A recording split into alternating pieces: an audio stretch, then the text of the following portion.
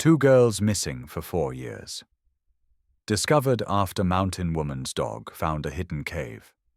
The wind on Silverpine Ridge had a way of whispering things people didn't want to hear. It was thin, cold, and full of secrets, like it remembered every scream it had ever swallowed. 4 years had passed since the McKinney girls vanished. Lena, 10, and Mara, 7. Gone one October afternoon, their denim jackets found folded neatly beside an empty trailhead. No footprints, no struggle, just silence. That same silence had become Nora Whitlock's only company. She lived alone in a cabin halfway up the ridge, a patchwork of pine logs and solitude. Once she'd been a military veterinarian, stitching wounds that couldn't be spoken about in public reports. Now she fixed fences, patched roofs, and mended her own ghosts. Her only companion was Ranger, a Dutch shepherd mix, broad-chested, battle-scarred, eyes like molten amber. He'd served beside FEMA search units before an explosion in Fallujah took his handler's life. Nora had taken him in when everyone else called him unfit for duty. Together, they made a quiet pair of broken things that still knew how to survive. That morning, the fog sat heavy on the mountain. Nora had just poured her second cup of coffee when Ranger's low growl rippled through the stillness. It wasn't a warning bark. It was the kind of sound that lived between instinct and memory, something ancient, alert, sure. "Easy, boy," she murmured, setting the mug down. "Probably elk." But Ranger didn't move from the window. His muscles tightened, tail rigid. He let out a short whine and glanced back at her, then towards the tree line. The signal was clear. "Follow me." By the time Nora grabbed her coat and stepped outside, the air had changed. Mist clung to the ground like breath on glass. Ranger bounded ahead, paws cutting through damp leaves until he stopped near a limestone ridge hidden behind wind-tangled brush. Nora's boots sank into the wet moss as she caught up. "What is it?" she whispered. Ranger stood motionless, nose pressed low to the ground. Then he pawed at something beneath a tangle of roots, a flicker of pale blue. Nora crouched, heart thudding. It was a child's handkerchief, frayed at the edges but strangely clean. The embroidered outline of a white swan shimmered faintly through the dirt. Nora brought it to her nose. It didn't smell like earth. It smelled of antiseptic and laundry soap. Fresh. She looked at Ranger, the dog's ears tilted forward, waiting. "Where did you get this, huh?" she asked, though her voice trembled. Ranger's response was a single sharp bark, followed by 2 short ones, his trained signal for discovery. Object located. Not animal. The sound echoed through the mist like a gunshot. Nora's stomach tightened. "Jesus," she breathed. "How long has this been here?" She scanned the ridge. Moss had been disturbed recently, rocks overturned, and beneath one, she noticed something odd, a faint groove carved into the limestone, just deep enough to catch the light. She brushed it with her glove. It was a letter. A or maybe H. The scratch was weak, desperate. "Someone tried to write," she whispered. Ranger shifted beside her, nostrils flaring. His hackles rose slightly, not from fear, but from focus. He turned his head toward the forest beyond the ridge, ears twitching as if listening to something only he could hear. Nora followed his gaze. The woods stood unnervingly still. No birdsong, no rustle, just the faint hiss of wind threading through the pines. "Come on, boy," she said quietly. "We're not alone out here." They moved back towards the trail. Halfway down, Ranger froze again.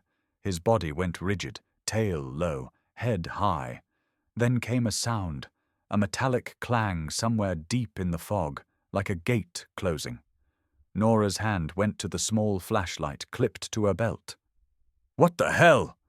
Ranger barked once, sharp and short, then took off through the undergrowth. "Ranger!" Branches slapped against Nora's arms as she pushed through after him.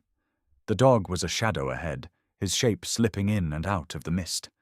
She stumbled into a clearing just as Ranger stopped dead. His nose was buried in the ground beside a small pile of stones stacked deliberately, almost ritualistic. Nora crouched, brushing them aside. Beneath lay a strip of denim, child-sized, torn at the seam.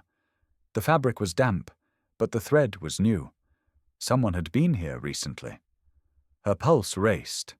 She looked at Ranger, who stared back with that unblinking, knowing gaze. "You think it's them?" she whispered. Ranger didn't bark. He simply stepped forward and pressed his muzzle against her palm, a silent confirmation. Nora swallowed hard. She reached for the radio on her belt, then stopped.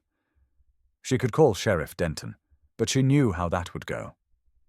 4 years, he'd say. No one survives 4 winters up there.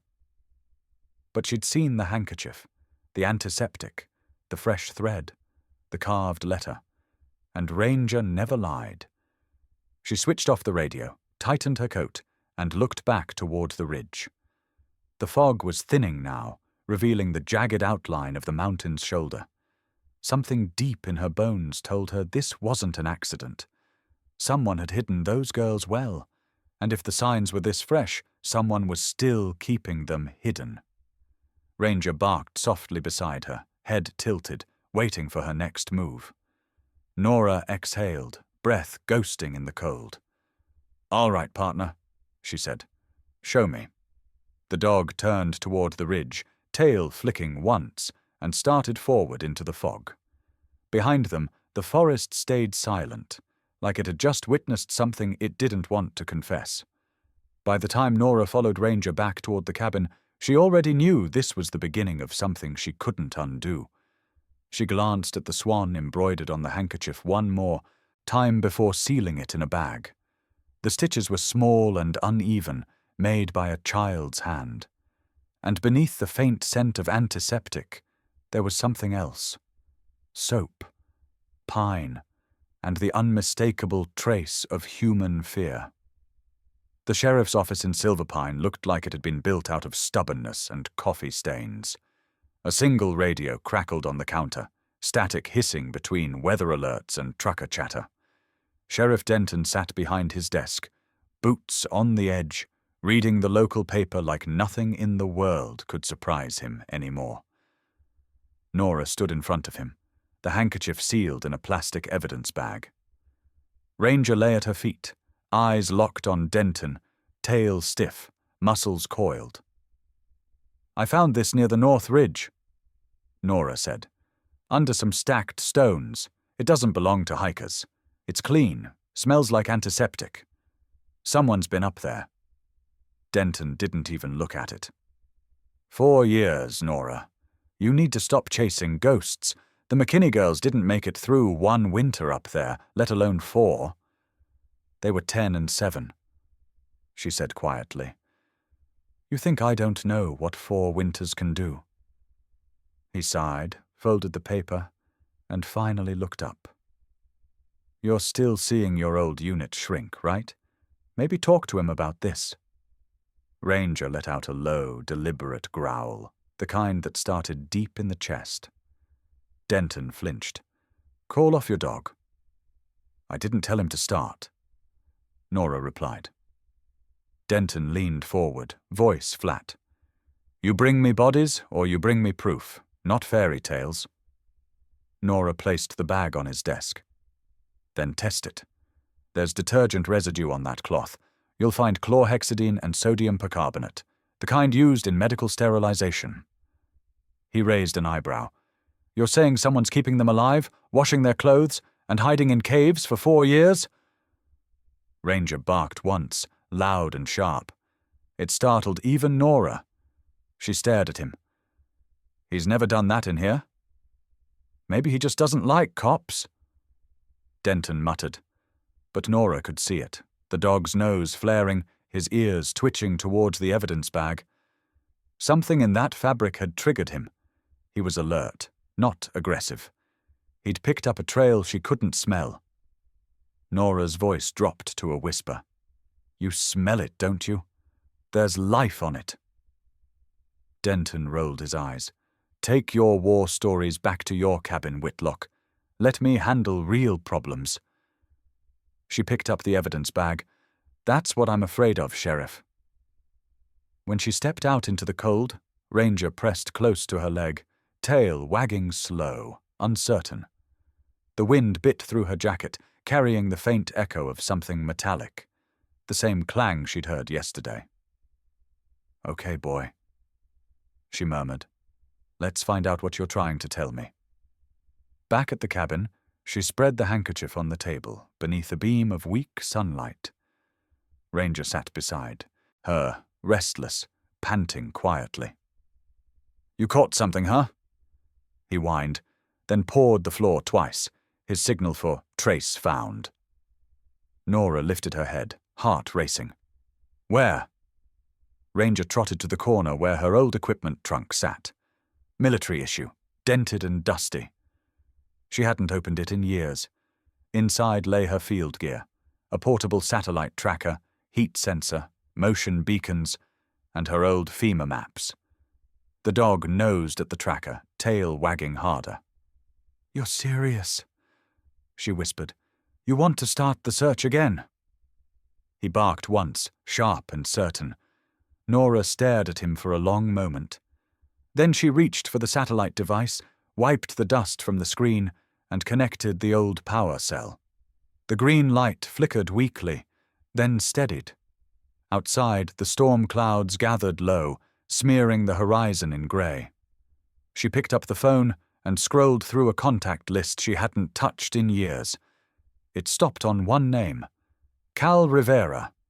Former Army K-9 trainer, her field partner through the worst FEMA deployments, floods, fires, and earthquakes that swallowed towns whole. She hadn't spoken to him since Afghanistan. She hesitated only a second before hitting call. The line clicked twice before a rough voice answered. "Whitlock." "Yeah, I need you." A pause. "It's been 4 years since you said that. I found something. Up North Ridge. I think the McKinney girls might still be alive." A sharp exhale. "You sure this isn't survivor's guilt talking?" "Ranger's sure." Another pause. Then, "Send coordinates." She typed them in. When the reply came, it was just 4 words: "Bring your gear and silence." Nora hung up, staring at the words glowing faintly on her cracked screen. Ranger nudged her knee, sensing her shift in energy. She knelt, resting her forehead against his. "You remember Cal?" she whispered. "He's the one who trained you before me." The dog's eyes softened, and for a second Nora thought she saw recognition, maybe even anticipation. By nightfall, the cabin was a storm of motion. Nora packed rations, medical kits, flashlights, ropes. Ranger followed every step, weaving around her like a shadow. When she loaded the truck, he leapt into the passenger seat without waiting for a command. The drive down the ridge was silent, except for the hum of tires on gravel. The radio crackled once, an emergency alert from the sheriff's band. "Heavy fog expected. Avoid the northern slopes." Nora almost laughed. "Guess we're headed straight for it." Halfway down the road, Ranger perked up. His head turned toward the tree line, ears erect. He let out a low bark and stared at a ridge that disappeared into mist. "What is it?" she asked, slowing the truck. Ranger's nose pressed to the glass, breath fogging it. Then, through the blur of fog and pine, Nora saw it too. A flicker of movement.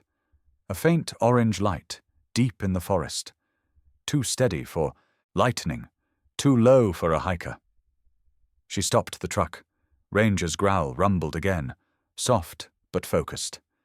"Someone's out there," she whispered. And then the light vanished. For a long moment there was only silence. Then Ranger barked once, snapping her out of the trance. "All right." she said.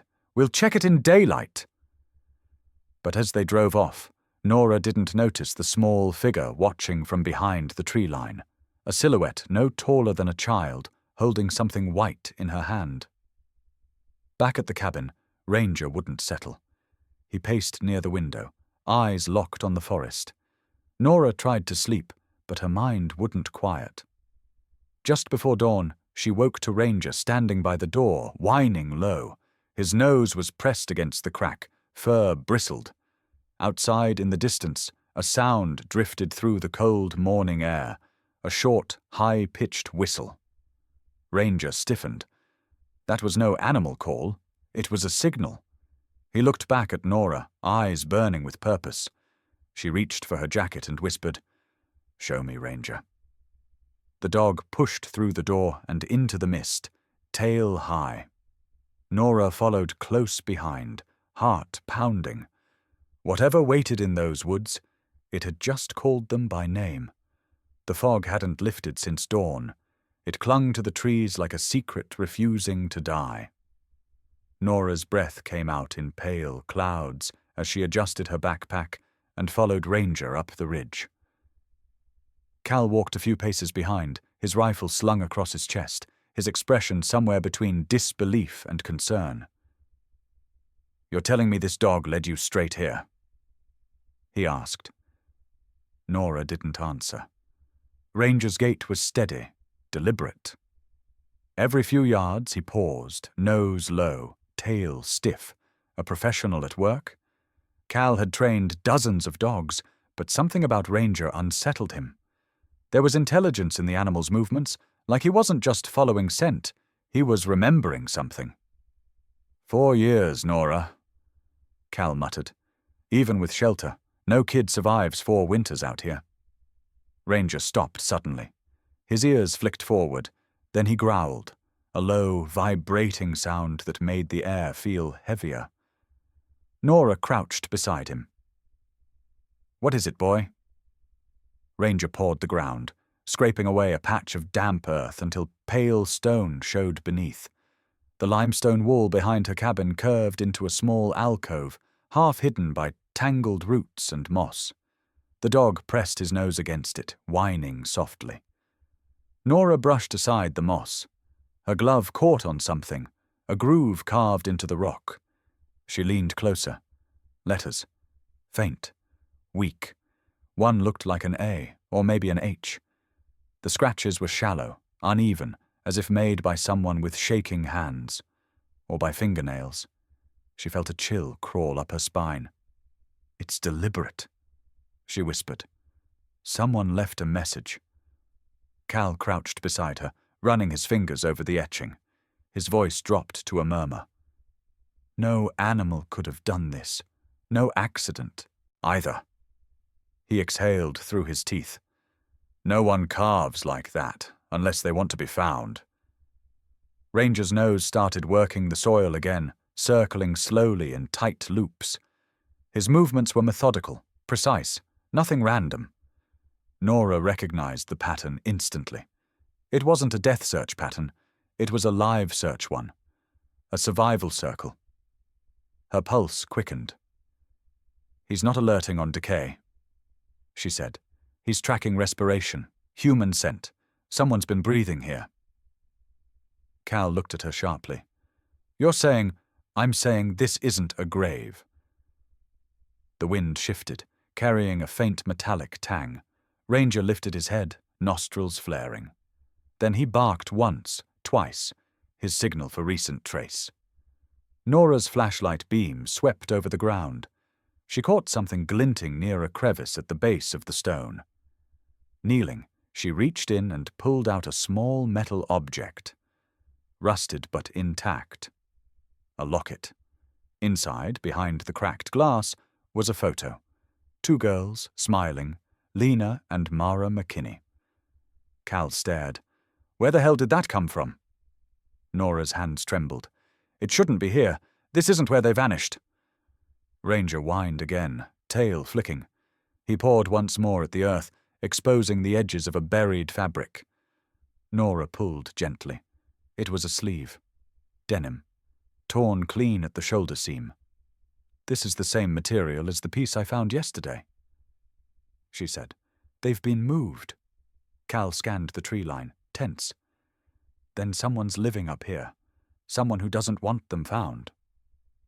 The forest answered with silence. Not a single bird. Not even wind now. Just the faint drip of water down the rocks. Ranger's ears twitched. He turned sharply toward the slope behind them, growled again, short, warning-like. "Something's there," Cal whispered, drawing his rifle. But before either could move, a soft clicking sound echoed through the mist, like metal striking stone. Then another, closer. Ranger barked, fierce and guttural, and leapt toward the noise. Nora shouted after him, but he was already gone into the fog. "Ranger!" The sound of claws on rock faded up the ridge, followed by silence. Then faintly, a whimper. Nora ran after him, Cal on her heels. They scrambled through the brush, up the slick limestone face until they reached a narrow ledge that opened into a small fissure. Ranger stood there, chest heaving, staring into the darkness ahead. "What is it?" Nora asked, catching her breath. Cal aimed his flashlight inside. The beam revealed a shallow tunnel descending at a sharp angle. The walls were damp, streaked with black mold. Nora knelt beside the entrance.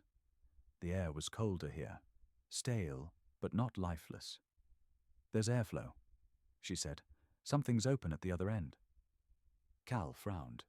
"Maybe an old mine shaft?" Ranger whined again, pressing forward but not entering. His tail was rigid, body trembling, not from fear but anticipation. Nora put her hand on his collar. "You smell it, don't you?" The dog let out a low bark, then pawed the ground right by the tunnel's mouth. Cal looked at her. "What's he saying?" "He's saying someone's down there." Cal's face hardened. "Could be a trap. Or it could be two little girls waiting for someone to come back." For a moment, neither spoke. The fog swirled around them, wrapping the ridge in ghostly light. Then, somewhere deep in that tunnel, came a faint metallic sound, like a chain dragging across stone. Ranger stiffened, eyes locked forward. Nora whispered, "That wasn't wind." Cal swallowed. "We need to go back. Get Denton." "No," she cut in. "You saw what he did last time. He'll lock it down, call it unstable terrain, and bury it again. This is our lead." Ranger suddenly barked again.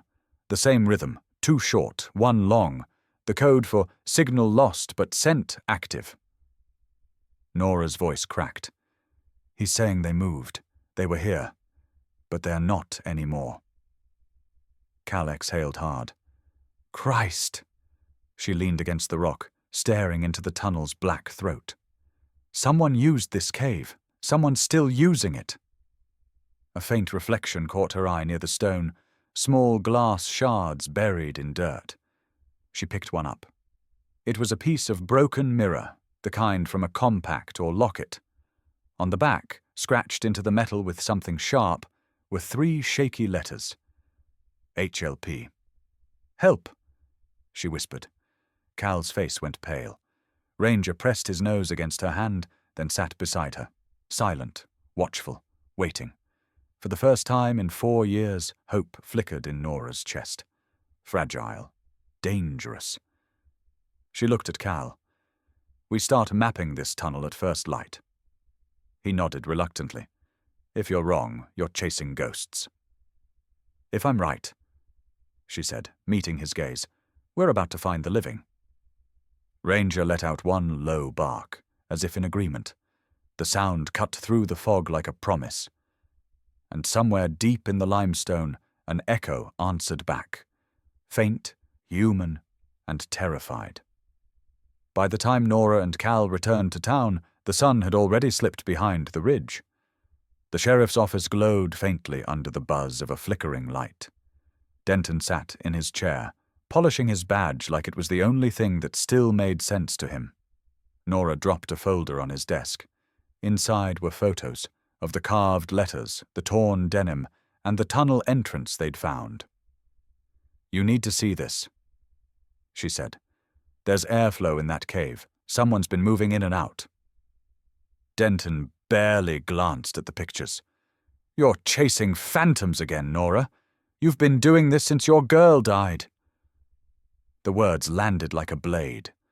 Her throat tightened, but she forced her voice steady. "This isn't about her." He leaned back, arms crossed. "Everything's about her. You never stopped driving that same stretch of road, looking for something to fix. You couldn't save your daughter, so now you're saving ghosts." Ranger, sitting by the door, gave a low growl. His eyes fixed on Denton with sharp, amber focus. The sheriff shifted uncomfortably, then scoffed. "Control your animal. He's not the one losing control," Nora said quietly. She turned to leave, but Denton's voice stopped her. "You dig any deeper into that ridge, and you're trespassing on state property. Don't make me file another report on you." Outside, the night air bit cold. Cal waited by the truck, arms folded. "Let me guess," he said. "He called you crazy again." "Not in those words," she muttered, "but close enough." Ranger sniffed the air, tail twitching. He moved toward the tree line, head low, nose tracing something invisible. Nora watched him disappear into the dark and followed instinctively. Cal sighed, grabbing his gear. "You two are impossible." They hiked through the forest until the trees opened into a narrow gorge. Ranger stopped at a patch of vines draping the rock wall. The air here was still, colder than the surrounding woods. The dog pawed once, then twice, then sat back, whining softly. Nora brushed aside the vines and felt a faint current of air on her face. Warm, not cold. She crouched, holding a small flame near the rock. It flickered toward the opening. "Airflow," she said. "Something's breathing behind this wall." Cal pulled out his CO2 meter and held it near the crack. The digital screen blinked, then stabilized. "Levels are fluctuating," he said. "It's exchanging gases. There's oxygen down there." She turned to him. "Which means someone made ventilation. Or something," he corrected. Ranger began circling again, sniffing the ground. His paws stopped at a faint track half buried in mud. Not animal, human, small, barefoot. "Children," Nora whispered. Cal frowned. "Could be old." Ranger barked once, then pressed his nose into the print, inhaling deeply before letting out a long whine. Nora crouched. "No, not old. There's oil residue, skin scent, less than 2 days." Cal looked up sharply. "You're saying they're alive?" "I'm saying they were here recently." The wind hissed through the trees, carrying with it a sound. Faint, rhythmic, like a knock echoing from deep inside stone. 3 beats, then silence. Cal froze. "Tell me that was wind." Ranger stood still, every muscle tense. Then he barked once, head tilting toward the rock face. "It's coming from inside," Nora said. She pressed a palm against the limestone. It vibrated slightly, like there was a hollow space behind it. "This isn't natural. Someone carved out a system here." Cal's voice was hushed. "You think this is where they've been hiding? Or where they're being kept?" She took a step back, flashlight beam sweeping the vines. There, near the base of the wall, wooden beams protruding beneath the rock, half covered by moss.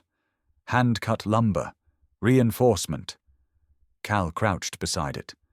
"Someone built this decades ago. It's too precise for a random collapse." Ranger sniffed again, then let out a deep bark, digging at the soil with sudden urgency. He unearthed something metallic, a rusted hinge, and beneath it, an old latch buried in dirt. Nora brushed it off with trembling hands. "There's a door here." They dug until the outline of a wooden hatch emerged, disguised beneath roots and mud.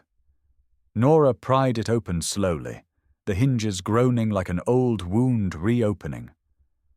A breath of air escaped, warm, damp, and unmistakably human. Cal lifted the flashlight. A narrow shaft descended into darkness, reinforced with planks and rope. The faint sound of dripping water echoed below. "Someone's living down there," he said. Nora peered inside. "Or someone's hiding." They exchanged a glance, an understanding born from too many rescue missions gone wrong. Ranger took a step forward, looked at Nora, and gave a short bark, tail still, waiting for her signal. She shook her head. "Not yet, buddy." Cal clipped a sensor beacon to the edge of the hatch, monitoring temperature and gas flow. "Carbon levels are stable. Whoever built this, they knew what they were doing." Nora looked past the trees, toward the faint lights of Silver Pine Town glowing below. "So why hasn't anyone found it?" Cal's jaw tightened. "Because someone made sure they didn't." A distant rumble of thunder rolled through the valley. The storm was moving in fast. Nora covered the hatch and marked the coordinates on her device. "We'll come back tomorrow with proper gear," she said. As they turned to leave, Ranger froze again. His ears pricked. He growled low, not toward the cave, but toward the ridge above them.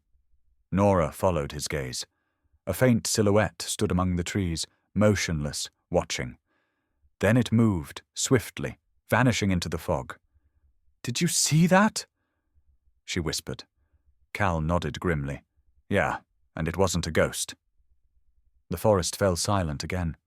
Ranger's growl faded, replaced by a quiet whine that echoed like a warning. Nora reached down, running her hand over his head. "It's okay, boy. We're getting close." But even as she said it, a memory clawed its way back. 12 years ago, the car crash on I-70. Her daughter's laughter, the screech of tires, the shattering glass. The helplessness of hearing her child's last breath. She blinked hard, shoving the image away. Cal noticed. "You with me?" She nodded. "I'm not losing another kid, Cal. Not again." Ranger barked once, loud, breaking the heaviness. Nora looked down at him. "Let's finish what we started." They walked back into the storm, the trees swaying around them, and the mountain behind them exhaled, a slow, hollow breath that sounded eerily human. Somewhere beneath their feet, something moved. And in that darkness, someone whispered, "Help!" The storm broke before dawn, turning the mountain trails slick with mud. By the time Nora and Cal reached the ridge again, fog curled low over the ground like smoke from an unseen fire. Ranger moved ahead of them, silent and focused, his paws landing without sound. He didn't look back. He didn't need to. They had spent the night preparing. Headlamps, ropes, thermal camera, oxygen sensors. Cal had insisted on bringing a sidearm. Nora didn't argue. After what they'd seen yesterday, after the silhouette watching them, she knew this was no longer just a rescue. When they reached the vine-covered wall, the air was still warm near the crack. Ranger pawed once at the soil, looked up and whined. Nora crouched beside him, her breath forming small ghosts in the air. "You ready?" Ranger's ears flicked, a quiet acknowledgement. Cal tested the oxygen meter again. "Levels are good. Could be a vent deeper in." Nora switched on her headlamp and dropped to her knees, pushing her shoulders through the narrow opening. The stone scraped her jacket, the cold dampness swallowing the light almost instantly. The smell hit her first, wet soil, rust, and something metallic beneath it all. Blood. Ranger followed close behind, his breathing steady, measured. Cal came last, keeping his flashlight trained on the path. The tunnel sloped downward, then opened suddenly into a hollow chamber barely high enough to stand in. The walls shimmered with condensation. Every drop of water seemed amplified, echoing like a heartbeat. Ranger's nose went to work immediately, his tail stiff, muscles tense. He sniffed the floor, then stopped at a small indentation near the wall. Nora followed his gaze. Her flashlight beam caught something dull and brown. She reached down. The soil was sticky. Dried blood. Old, but not ancient. Ranger growled softly, his eyes tracking toward a corner where the shadows were deeper. He stepped forward, sniffed once, then barked, a sharp single note of certainty. "What do you see, buddy?" Nora whispered. Cal swung his light to the corner. The beam landed on a thin object half buried in the dirt. Nora crouched and brushed it free. It was a bracelet. Small pink plastic beads strung on elastic, the kind sold at dollar stores. One bead was cracked, and in the middle hung a faded metal tag engraved with a single name. Lena McKinney. Nora breathed. Cal swallowed hard. "That's one of the girls?" Nora's fingers trembled as she held it up. The metal was cold, but the dirt around it still damp. "She was here," she said. "Recently." Ranger barked again, but softer this time, pacing the room's perimeter. He stopped near a second tunnel branching off from the main chamber, sniffing at the stale air. Nora felt it too, a faint draft moving across her face, warmer than the chamber air, carrying something else. Soap, smoke, the faintest hint of cooked food. "Someone's living. Down here," Cal muttered. "Or hiding," Nora said. She turned on the thermal camera and pointed it toward the narrow tunnel. The screen flickered, then painted the world in shades of blue and orange. For a moment, everything was cold stone. Then, just at the edge of the range, something shifted. A faint blur of orange, heat signature, small, human-sized. Cal leaned over her shoulder. "Tell me that's not what I think it is." Ranger barked once, low and urgent. His tail stiffened, nose locked on the dark passage. "It's movement," Nora said. "Could be an animal, but—" She looked at him. "It's too steady. 2 points of heat, shoulders. That's a person." They stood still, listening. Somewhere deeper in the tunnel, a soft metallic sound echoed, like a chain scraping rock. Cal raised his gun slightly. "Could be a trap. Could be whoever's been keeping them down here." Ranger took a step forward, growling, but Nora placed a hand on his back. "Wait." She crouched, tracing the ground near the wall. Marks in the dirt, drag lines. Not animal prints. Something heavy had been moved through here, multiple times. Cal shone his light over the grooves. "That's not random. Someone's been hauling supplies." Nora's mind raced. "There's a system down here. Air vents, reinforced walls, food source." Cal frowned. "You think this is just one chamber of a network?" "I think this whole ridge is hollow," she said quietly. "And someone's been using it." Ranger barked again, louder this time. It echoed through the cave like thunder. Then, from deep inside, something answered. A faint knock, 3 times in rhythm. Cal froze. "You heard that?" Nora nodded, her pulse climbing. "It's a signal." She shouted into the darkness. "Lena! Lena McKinney! If you can hear me, knock again!" Silence. Then 3 faint knocks. The same pattern. Nora's breath caught in her chest. "They're alive!" Ranger barked wildly now, claws scraping at the tunnel mouth. Cal grabbed her shoulder. "Wait! If they're down there, there's a reason. Whoever's keeping them won't just let you walk in." "We're not walking in," she said. "We're marking the path." She pulled a flare from her pack and set it on the ground. The red glow painted the cave walls like firelight, revealing decades of scratches and graffiti, names, numbers, strange symbols carved by different hands. "This place wasn't built for them," Cal said quietly. "It's older." "Whoever used it before?" Nora murmured. "They left it for someone else to find." Ranger stood beside her, panting, eyes locked on the tunnel. His body trembled, not with fear, but anticipation. The dog could sense what lay beyond better than any human could. Nora reached out, resting her hand on his head. "Good work, partner." Ranger's tail wagged once, slow and steady. Then he turned back towards the dark, watching, listening. Cal exhaled. "We need to get the feds on this before Denton buries it again." Nora nodded. She snapped photos of the markings, the blood stains, the bracelet, and the thermal screen. "We'll send everything tonight." As they crawled back through the narrow shaft, the cave seemed to breathe behind them, a slow, low sigh that raised the hairs on Nora's neck. When they emerged into the cold mountain air, she could still feel it, the pulse of something alive below her feet. Ranger stopped at the entrance and turned back toward the darkness, ears forward, eyes sharp. Cal wiped the mud from his face. "He's still listening." "Yeah," Nora said quietly, "because he knows what we found isn't the end of the story." In the distance, thunder rolled again, echoing through the valley like a warning. And somewhere deep inside that cave, two small voices whispered back, too faint to understand, but enough for Ranger to lift his head and whine softly, his gaze never leaving the dark. By sunrise, the ridge was crawling with black SUVs and federal uniforms.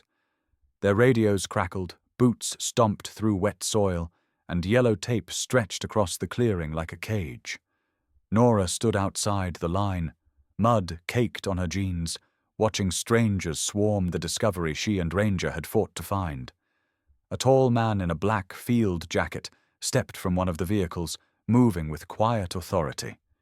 His hair was peppered gray, his jaw unshaven, eyes sharp but tired. He introduced himself with a curt nod. "Special Agent Cole Holloway, FBI." His voice carried the kind of cold precision that belonged to men who didn't make small talk.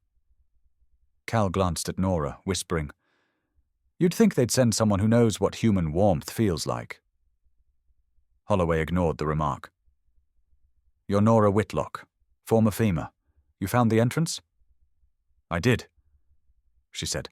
"My dog tracked the scent." He glanced at Ranger, who stood beside her, tail low, body rigid, golden eyes fixed on the new arrival. "So this is your hero," Holloway said dryly. "Hope he follows rules better than his handler." The tone made Cal shift uncomfortably. Nora didn't respond. Ranger's ears pinned back, a low growl rising from his chest. Holloway's lips twitched. "Control your animal, Ms. Whitlock. This is a federal scene now." "He's fine," Nora said evenly. "He just doesn't like the smell of arrogance." Holloway's eyes flickered for the briefest moment, but he let it go. He turned to his team, barking orders with mechanical precision. Drones lifted from their cases, scanners mapped the ridge, and forensic techs began collecting soil samples. It should have been reassuring. Finally, federal resources, trained personnel, but something about the efficiency felt off, too quick, too contained. When Holloway spoke again, his tone was clipped. "All findings go through me before they leave the ridge. Understood?" Cal frowned. "We already reported this to local law. Sheriff Denton's waiting for updates." "Sheriff Denton is no longer part of this investigation," Holloway said. "Neither are you." Nora's jaw tightened. "We found that cave. You wouldn't even be here without Ranger." "You want a medal for doing the police's job?" He shot back. "I've been hunting ghosts like this for 20 years. They never end well."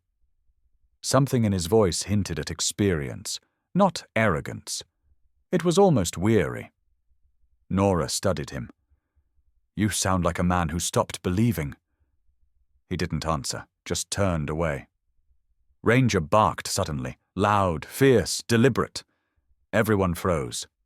The dog stood square, teeth bared, his gaze locked on Holloway's hand. The agent's eyes narrowed. "What's wrong with your dog?" Nora's tone shifted, quiet and sharp. "He smells deceit."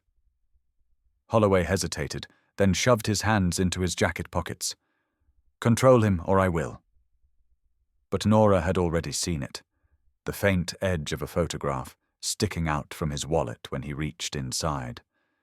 A photo of two little girls with blonde hair, about the same age as the McKinney sisters. Her stomach turned. When the others moved away, she stepped closer. "Those girls in your wallet, who are they?" He stiffened. "None of your business. They look a lot like Lena and Mara McKinney." His jaw flexed. "You think everyone with daughters has something to hide?" But his eyes betrayed something else. Pain. Nora pressed. "You know this case, don't you?" "I was lead investigator on a child welfare project that never should have existed," he said flatly.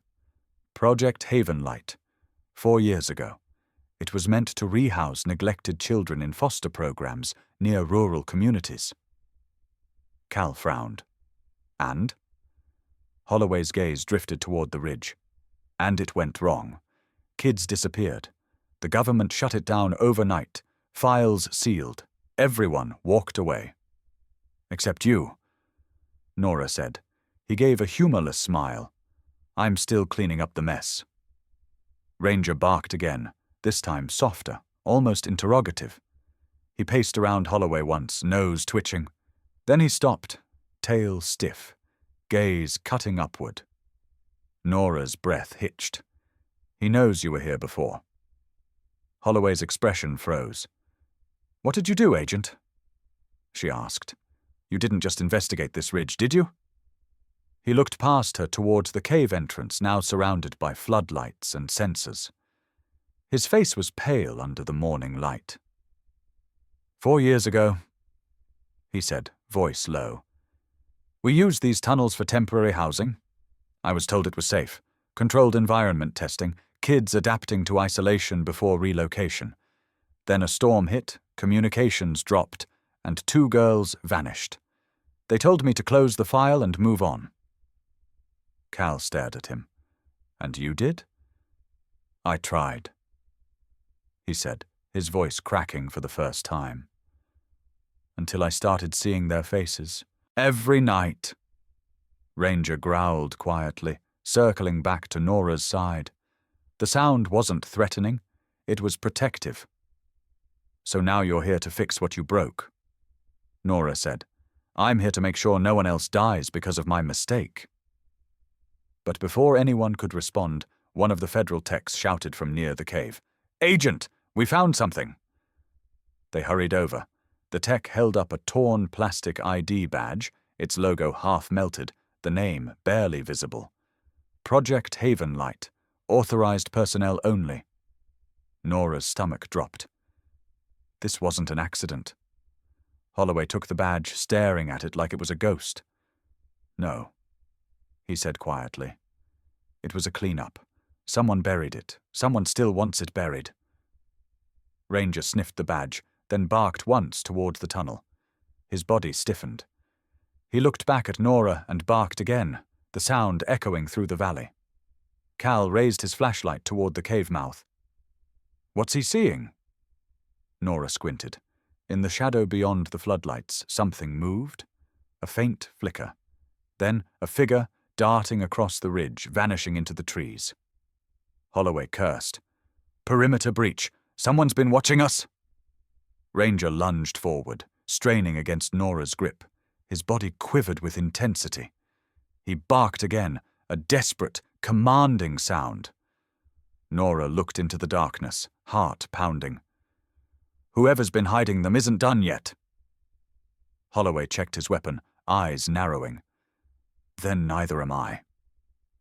But as he turned towards the forest, Ranger's growl deepened. He wasn't just tracking the intruder, he was staring straight at Holloway, nose twitching, eyes locked, body trembling. Nora's voice trembled. "He's not barking at the trees." Cal's gaze darted between them. "What's he saying?" Nora looked at Ranger, then at Holloway, her voice barely above a whisper. "He's saying the liar's standing right in front of us." The air between them went still. Holloway's jaw clenched, his hand frozen on his weapon. For the first time that day, the seasoned agent looked afraid. Rain hammered the ridge all night, washing away the footprints from the day before. By morning, the air was thick with fog and tension. The excavation site looked like a war zone in waiting. Tripods, floodlights, and armed agents spread across the clearing. Nora stood beside Ranger, her hand resting on his collar, feeling his muscles twitch beneath her fingers. Agent Holloway had ordered everyone into position. "We move in sections," he barked. "Seal every entrance, map every tunnel. No one goes in without my clearance." Cal muttered, "He's not leading a dig, he's leading a raid." Nora's eyes didn't leave the cave mouth. "He's scared. That makes him dangerous." Ranger's ears flicked toward the ridge above. He gave a sharp bark. Nora followed his gaze, nothing but mist and pine. Still, she felt it too. Someone was up there, watching. Holloway gestured for his men to advance. The first two agents moved toward the cave, helmets and flashlights cutting through the gloom. They had just reached the mouth when the world exploded. Gunfire erupted from the tree line, a single crack, then chaos. "Down!" Cal shouted, diving behind a fallen log. Nora hit the ground, pulling Ranger close. Bullets chewed into the mud around them. The agents returned fire blindly into the fog. Ranger barked furiously, straining to break free. Nora tried to hold him, but he lunged forward, eyes locked on a shadow moving through the haze. "Ranger, no!" she screamed. A shot rang out. Ranger yelped and collapsed mid-stride. Nora's scream cut through the gunfire. She scrambled toward him, ignoring Cal's shouts to stay down. The dog was on his side, fur matted with blood near his shoulder. He tried to stand, but faltered. "Stay still," she whispered, tearing off her jacket and pressing it against the wound.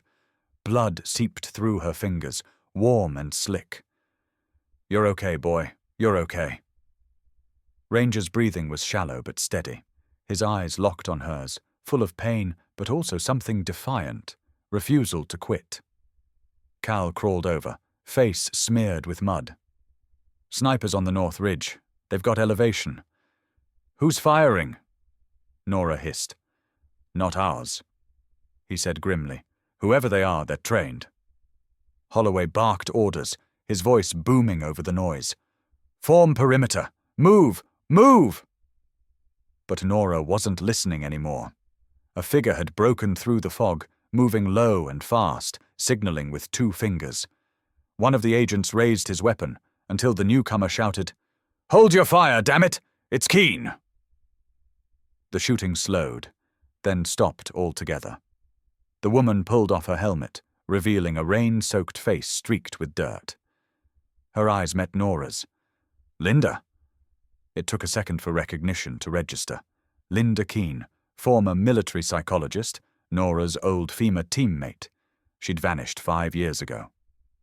"What the hell are you doing here?" Nora demanded.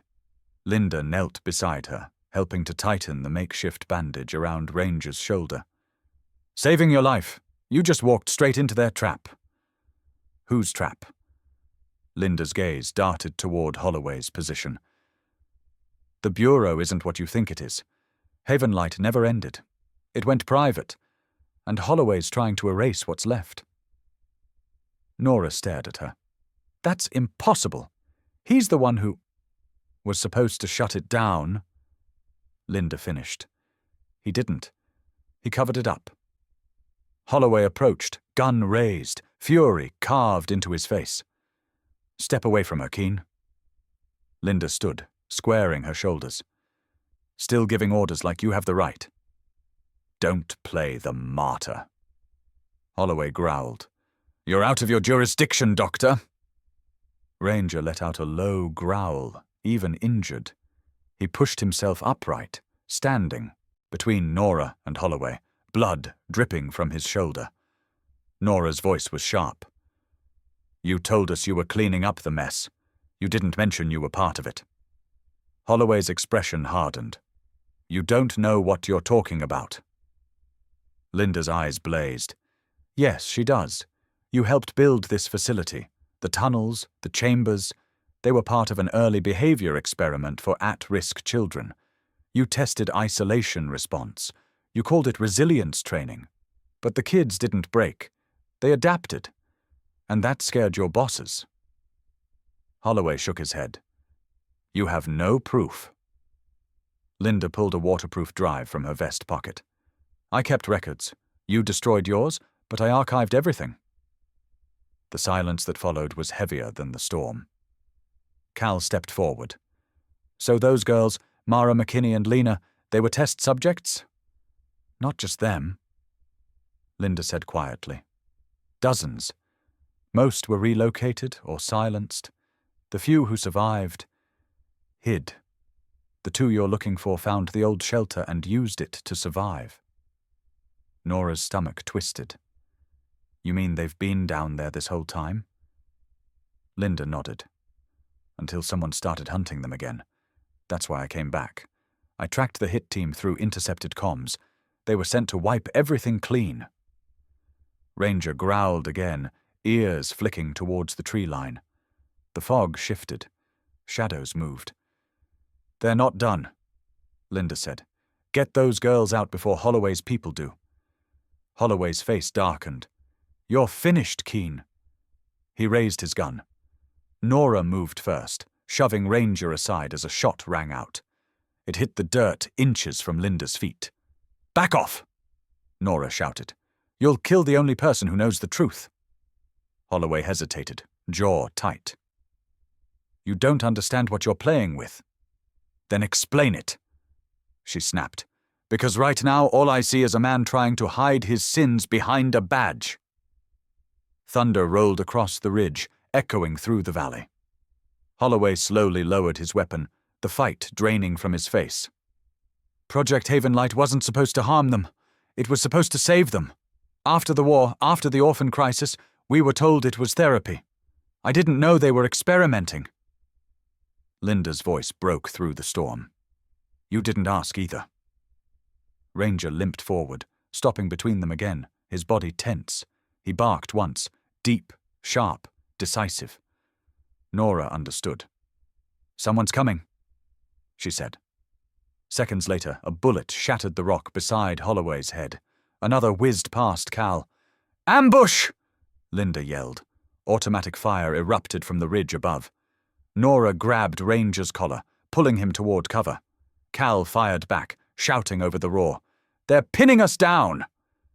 Holloway ducked behind a boulder, yelling into his radio, but there was only static. The attackers were jamming the signal. Ranger barked furiously, his body pressed against Nora's legs, refusing to leave her side despite the blood soaking his fur. She could feel him shaking, but also feel the heat of his resolve, an animal's courage purer than any human's. Linda fired 2 controlled bursts toward the tree line, then turned to Nora. We have to retreat through the tunnel. It's the only way out. Nora nodded, grabbing Cal's arm. Help me with him. They half-carried, half-guided Ranger towards the cave. The dog limped but refused to fall. Behind them, the gunfire was relentless. As they reached the cave entrance, Holloway covered their escape, his jaw set. Go, I'll hold them. Linda gave him one last look. You owe those kids the truth, Cole. Don't die hiding it. He didn't answer. Inside the cave, Nora knelt, pressing her forehead to Ranger's. You're not leaving me, not after all this. Ranger gave a soft grunt, licking the blood off her wrist before resting his head on her knee. His eyes glowed faintly in the flashlight beam. Tired, but alive. Linda crouched beside them. He's stronger than most men I've served with. He's better than most. Nora whispered. Outside, another explosion ripped through the air. The mountain shook. Holloway's voice crackled faintly through the comm before it cut out completely. The cave groaned under the weight of falling stone, sealing them inside with the truth, and a wounded dog still standing guard against the darkness. The cave swallowed sound and light alike. Every step Nora took echoed through the hollow corridors. the air thick with the scent of iron and damp stone. Water dripped somewhere in the distance.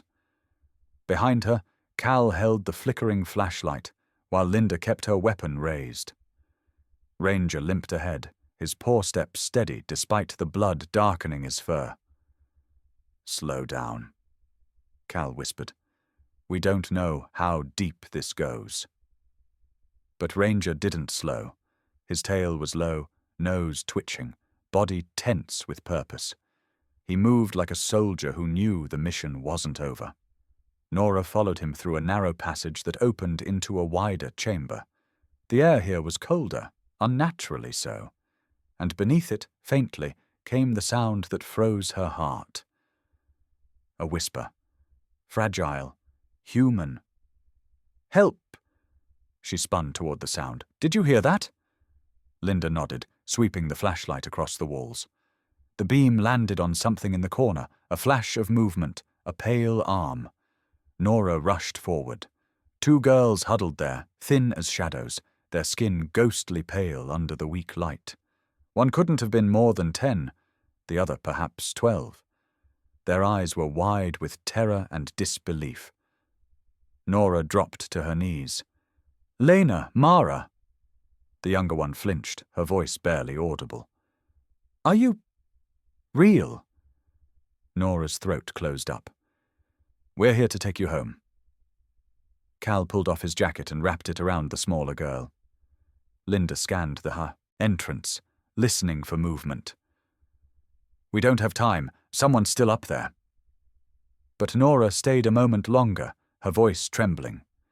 "How did you survive this long?" Lena swallowed, her voice rough from disuse. "There's water, deeper down." She pointed to a narrow crevice leading into the dark. "It comes from under the rocks. We drink from it." Mara, older, spoke next, quietly but steady. "Someone used to leave food. Cans, not often. Maybe once a month. We never saw him. Just heard footsteps. And humming." Nora's heart clenched. "A guard?" Linda crouched beside the girls, scanning the ground. "More likely a caretaker. Someone from the original facility who couldn't let go." Lena's eyes flicked towards the wall. "He left matches and books. We learned to grow mushrooms near the damp stones. It wasn't much, but it kept us alive." The flashlight beam revealed makeshift shelves made from stacked crates, half-rotted and covered in moss. Tin cans, some empty, others unopened. Old batteries, even a broken lantern. Evidence of survival, but also of abandonment. "You were so brave," Nora whispered. "You kept each other alive." Mara shook her head. "We just waited. Every time we heard footsteps, we thought it was Mom." That broke something inside Nora. She gathered the girl into her arms, tears hot against the cold air. "You're safe now, I promise." Ranger barked once, sharply, and started back towards the tunnel. He stopped at every fork, waiting for them to follow. Even bleeding, even limping, he never faltered. As they moved, the ground shook again from distant explosions. Dust rained from the ceiling. Linda cursed. "They're collapsing the ridge. We need to move now." They were halfway to the exit when the first gunshot ripped through the tunnel. The sound was deafening in the enclosed space. A bullet sparked off the rock beside Nora's head. She ducked instinctively, shielding the girls. "Down!" Cal shouted, returning fire. The tunnel filled with smoke and echoes. Ranger lunged forward, teeth bared, barking furiously toward the light of the entrance. He positioned himself between Nora and the attackers, a living barricade. Another shot came. Nora felt the rush of air as a bullet grazed her shoulder. Pain burned through her arm, and she stumbled, dropping to one knee. Ranger reacted instantly. He lunged into the darkness where the muzzle flash had come from, a blur of muscle and fury. There was a strangled cry, the sound of a body hitting the ground, then silence. "Ranger!" Nora called, voice breaking. A shape staggered from the shadows, the dog panting hard, blood on his muzzle. He limped back to her and pressed his body against her leg as if to say, "I'm here." Linda moved forward, scanning the tunnel. "They're not all down. We have to go." Nora gathered herself, forcing her legs to move. She grabbed the girls and pushed them ahead. Ranger walked beside them, every breath heavy but determined. They emerged into the pale light of dawn at the cave's mouth. The rain had stopped, but smoke still curled from the ridge where the gunfire had been. Linda motioned to Cal. "Cover me. I'll get them to the truck." She stepped out first, weapon raised. A sudden crack split the air. Linda spun, firing twice, hitting the attacker who'd appeared from behind a boulder. He dropped instantly. "Go!" she yelled. Nora ran, clutching the girls. Her boots slid in the mud as bullets tore into the earth around them. Ranger barked wildly, lunging toward the sound of the last shot. He intercepted a figure emerging from behind a tree, a masked man with a rifle. The dog hit him mid-stride, jaws locking around his wrist. The rifle fired, the bullet grazing Nora's side. She fell hard, the world spinning. "Ranger!" she cried, breathless. The man swung the rifle butt down, slamming it against Ranger's back. The sound made Nora's blood run cold. But the shepherd didn't release. With a guttural snarl, he twisted, pulling the weapon away before collapsing onto the mud, chest heaving. Linda's next shot ended it. The attacker crumpled beside Ranger. The forest went still. Nora crawled to the dog's side, tears blurring her vision. "Stay with me, boy. Please stay." She pressed her hand against his wound. His breathing was shallow but rhythmic. He blinked slowly, eyes meeting hers, and licked her wrist weakly. "He's still in it," Linda said, kneeling beside her. "He's a fighter." Nora's hands shook. "He's more than that. He's the reason we're alive." Cal ran up with the girls, both clinging to each other, shivering. "We've got to move before the ridge caves in." Nora nodded, forcing herself to stand. She lifted the smaller girl again, guiding the older one with her free hand. Linda and Cal took point. Ranger tried to rise but stumbled. Nora turned back, crouching beside him. "Easy. You've done enough." But he refused. With a quiet whine, he pushed against the ground and stood, limping forward. One step, then another. Linda glanced back, awe in her eyes. "That dog's running on pure heart." They reached the edge of the clearing where Holloway's SUV had been abandoned. The windshield was shattered, but the engine miraculously started. Linda ushered the girls inside, then turned to Nora. "You drive. I'll handle what's behind us." Nora nodded, blood streaking her face. Ranger collapsed onto the back seat beside the girls, resting his head on one of their knees. The little one, Mara, stroked his fur gently. "He saved us," she whispered. Nora's throat tightened. "Yeah," she said softly. "He always does." As the SUV sped down the winding road, gunfire echoed one last time in the distance, then faded. Inside, Nora looked in the rearview mirror. Ranger's eyes were half closed, but his chest still rose and fell. Linda reloaded beside her, staring out the window. This isn't over. Whoever funded Haven Light still wants them gone. Nora gripped the wheel. "Then they'll have to go through me first." She glanced back again, at the two trembling girls, at the dog who refused to die, and at the blood-streaked dawn spreading over the valley. The truth wasn't buried anymore. It was alive, limping, breathing, guarding them all. The storm finally broke 2 days later, leaving the mountains wrapped in a bruised silence. The FBI cordoned off the ridge with yellow tape and floodlights, combing through the wreckage of Haven Light's forgotten tunnels. Reporters swarmed the nearest town, demanding answers, and for once, answers began to come. Agent Cole Holloway sat in a federal interrogation room, stripped of his badge and gun. His hands trembled slightly as he stared at the photographs spread across the metal table. The 2 missing girls, the destroyed lab chamber, and a single blood-stained dog collar. Across from him sat Director Moore, eyes cold. "You falsified reports. You destroyed evidence from Project Havenlight. Why?" Holloway's voice was raw. "Because I thought I could contain it. I thought if I kept quiet, I could protect what was left of those kids." Moore slammed her palm on the table. "You protected yourself. You buried the truth." For a long time, he didn't answer. Then his shoulders sagged. "You're right." Outside the glass wall, Nora stood with Linda, watching through the one-way mirror. Holloway looked older, smaller, like a man crushed under his own ghosts. Linda crossed her arms. "He could have stopped it years ago." Nora's voice was soft. "He tried. But guilt isn't the same as redemption." Linda turned to her. "You really think he deserves redemption?" Nora hesitated. "I think he already sentenced himself."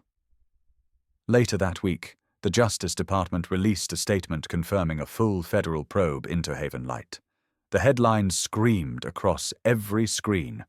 "Government program exposed, children experimented on for resilience research." The story shook the country.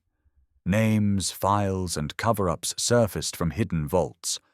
Holloway's confession led to a dozen arrests and 2 congressional hearings. But for Nora, justice wasn't about headlines. It was the sound of quiet breathing in the next room. The 2 girls who had survived the impossible. Lena and Mara had been placed under Nora's temporary guardianship until permanent arrangements could be made. The paperwork sat unsigned on her kitchen table for days. Every time she tried to fill it out, she'd look at the empty space under last name and stop. The girls didn't speak much those first few nights. They slept close together on the couch, jumpy at every noise. Ranger stayed by their side, his bandaged shoulder rising and falling slowly, his body pressed against their legs. His presence seemed to calm them more than any words could. One morning, Nora found Mara whispering into his ear as she brushed his fur. "You didn't let the dark win," the little girl said. Nora stood in the doorway, tears pricking her eyes. The vet had warned her that Ranger might never run again. The bullet wound had damaged a muscle in his shoulder. But he didn't seem to care. He limped happily from room to room, always keeping watch. Over Nora, over the girls, over the fragile peace rebuilding itself in their small mountain home.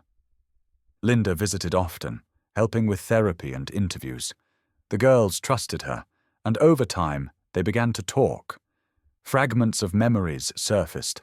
Cold lights, locked doors, tests that never ended. Linda documented everything for the investigation. One afternoon, sitting on the porch with a mug of coffee, Nora asked quietly, "Do you ever stop hearing their voices?" Linda looked out towards the ridge. "No, you just learn to live with the echoes." The sound of laughter interrupted them. Lena and Mara were playing with Ranger, tossing a rubber ball that bounced clumsily across the grass. Ranger didn't chase it. Instead, he waited until it rolled close enough, then nudged it back with his nose. The girls squealed, cheering him like he'd just won a medal. "He's adapting," Linda said, smiling faintly. "He's healing," Nora replied. A few weeks later, a federal hearing broadcast the final testimony. Linda took the stand as the key witness. Her statement was calm but devastating, a meticulous account of every lie, every life stolen by Havenlight. When Nora watched it on TV, she saw Holloway sitting silently in the background, head bowed. He never spoke, never defended himself. The news anchors called him the man who cracked. But Nora saw something else. A man finally telling the truth, even if it destroyed him. Afterward, Nora stepped outside, breathing in the late spring air.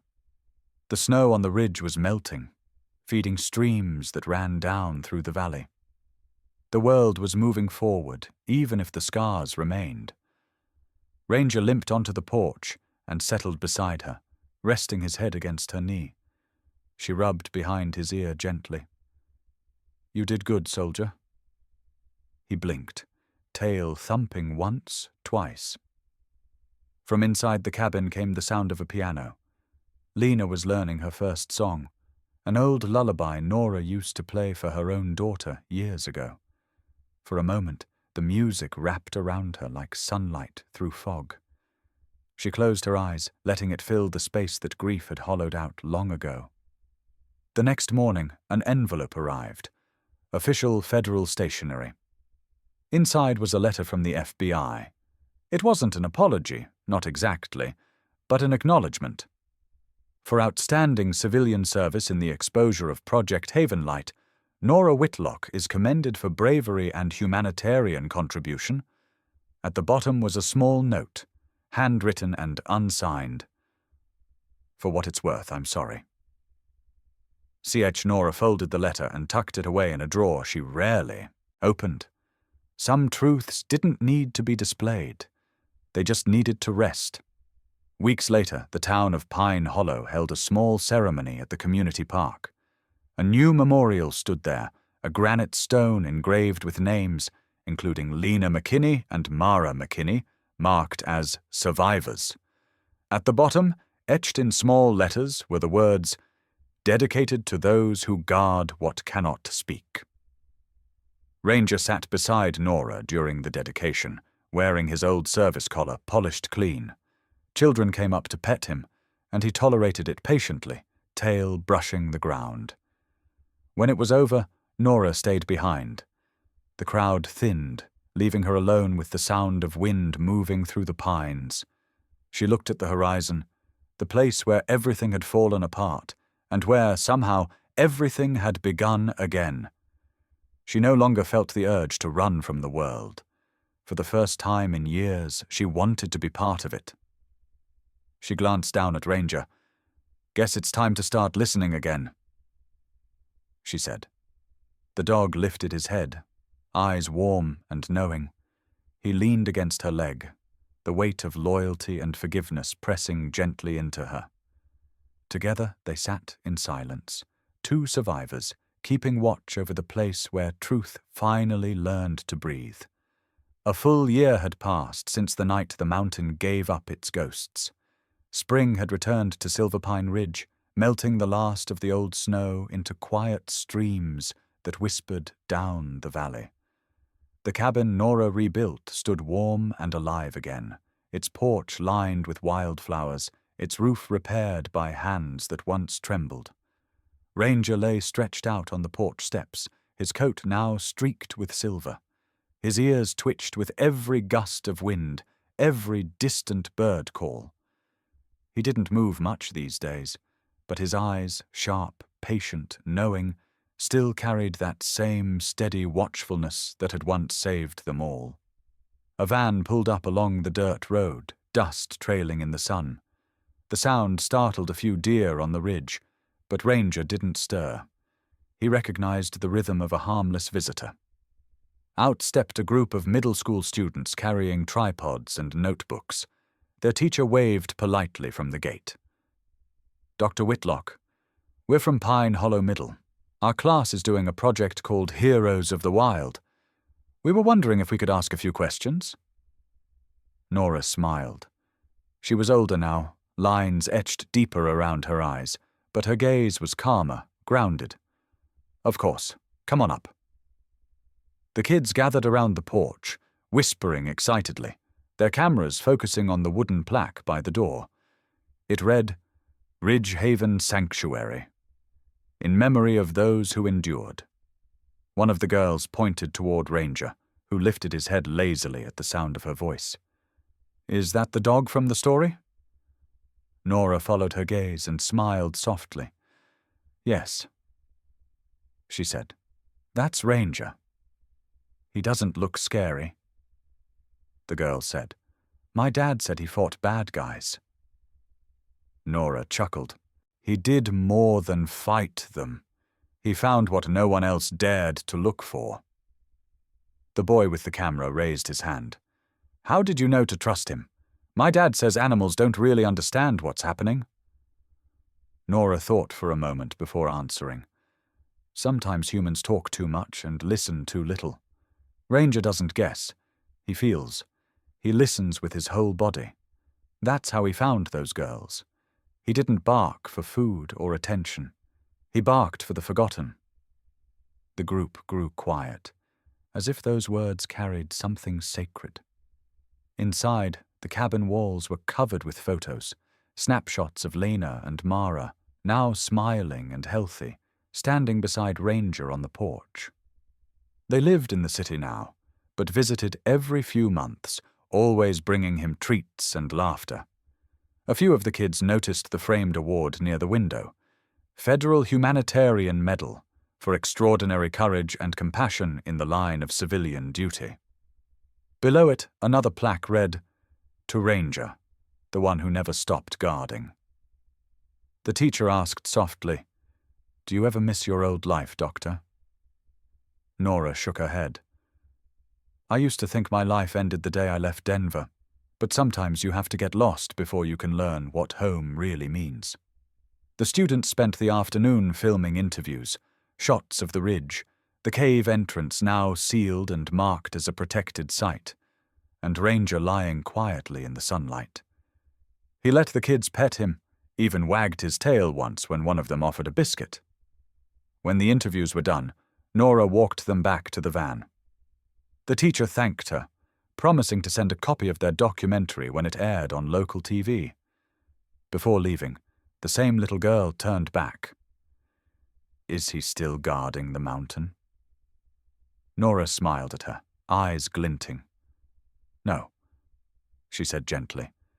"He's guarding what matters." The girl nodded, as if she understood more than words could say. As the van drove away, the ridge fell silent again, except for the whisper of wind moving through pine needles. Nora walked back to the porch and sat beside Ranger. He shifted his weight, leaning into her leg. She brushed her hand along his back, feeling the rhythm of his breathing. "You did it, old boy," she whispered. "You found them. You brought them home." Ranger's tail brushed once against the porch. His eyes half closed, but his ears stayed alert, listening to a world that never truly slept. The late afternoon sun dipped behind the mountains, casting long golden lines across the field. The old wooden sign creaked in the breeze, its carved letters catching the light. He barked for the ones no one else could hear. A camera from one of the students, forgotten in the rush, still recorded quietly from the porch rail. It caught Nora gazing out toward the ridge, her hand resting on Ranger's shoulder as the sky turned amber. Then came her voice, soft but sure. "Some heroes don't wear uniforms. Some don't even speak our language. They just listen and keep watch." The frame lingered on Ranger's calm face as his eyes opened, reflecting the fading light of the sun. Then the screen faded to black, and a gentle narrator's voice carried over. "He didn't bark for food. He barked for the forgotten. What's your story with a loyal pet?" And in that quiet question, the story of Silverpine Ridge lived on. One breath, one heartbeat, one faithful bark at a time. If you believe in loyalty, courage, and second chances, support stories like this by following and sharing German Shepherd Channel, where every bark tells a story that deserves to be heard.